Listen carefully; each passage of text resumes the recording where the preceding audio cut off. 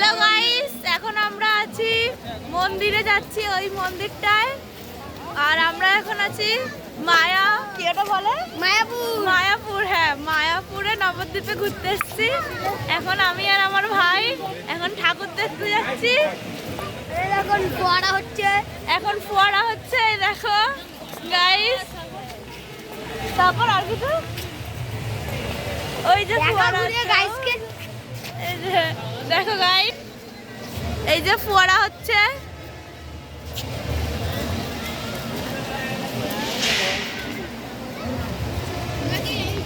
এখন এখানে ভীষণ লোক আছে, আমরাও যাচ্ছি। আমি আর আমার ভাই মা কেনাকাটি করতে গেছে আর বাবা ওখানে বসে আছে। আমি আর আমার ভাই শুধু ঘুরে আসি, আর কেউ যাবে না ওখানে। কেন আমরা একাই তো পড়ে আছি। একাই পড়ে আছি।